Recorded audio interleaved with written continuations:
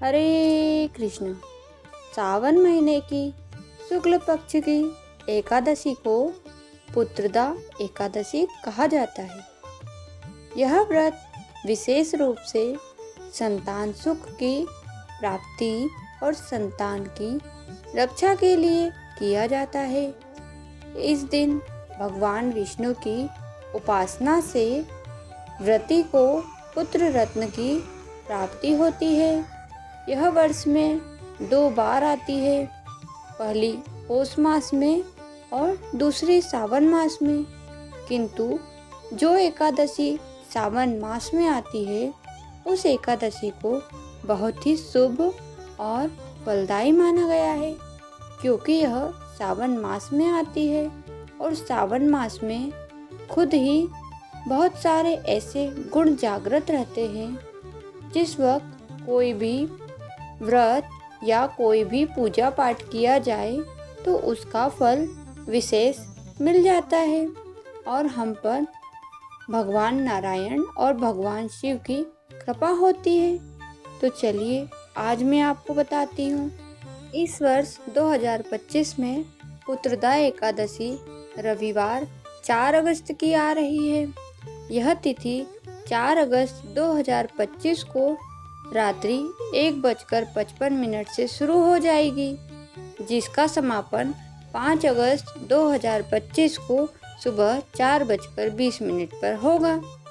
और इस व्रत का पारण करने का समय मुहूर्त के अनुसार प्रातः के 6 बजे से शुरू होकर प्रातः 8:30 के बीच का रहेगा और आपको इसी बीच आपको व्रत का पारण कर लेना है, क्योंकि इसके बाद व्रत को पारण करने का मुहूर्त समाप्त हो जाएगा। व्रत की विधि कुछ इस प्रकार है। प्रातः ब्रह्म मुहूर्त में उठकर स्नान करें और व्रत का संकल्प लें। घर के मंदिर में भगवान विष्णु और माता लक्ष्मी जी की पूजा करें।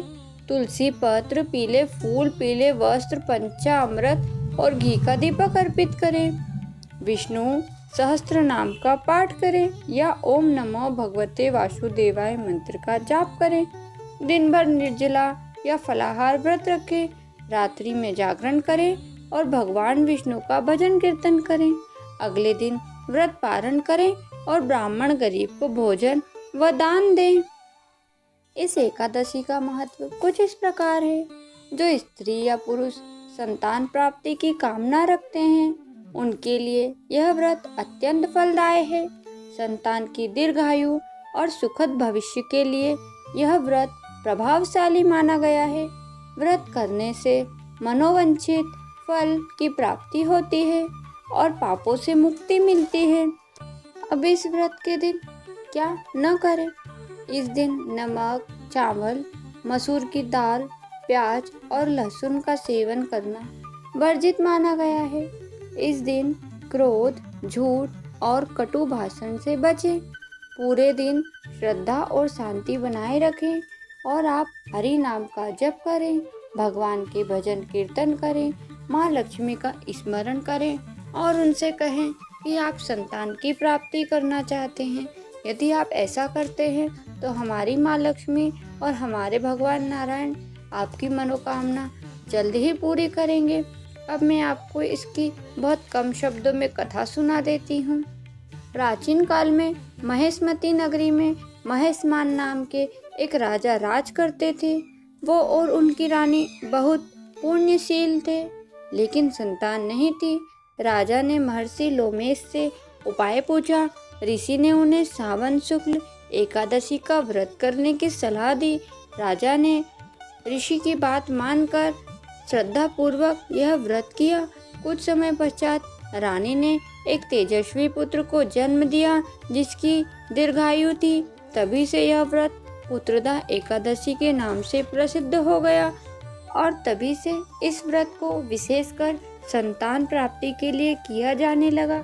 संतान चाहे पुत्र हो या पुत्री, बस एक माँ की गोद सूनी नहीं रहना चाहिए और एक पिता का प्यार अपने बच्चों के लिए कभी नहीं तरसना चाहिए, क्योंकि ये उनका अधिकार है।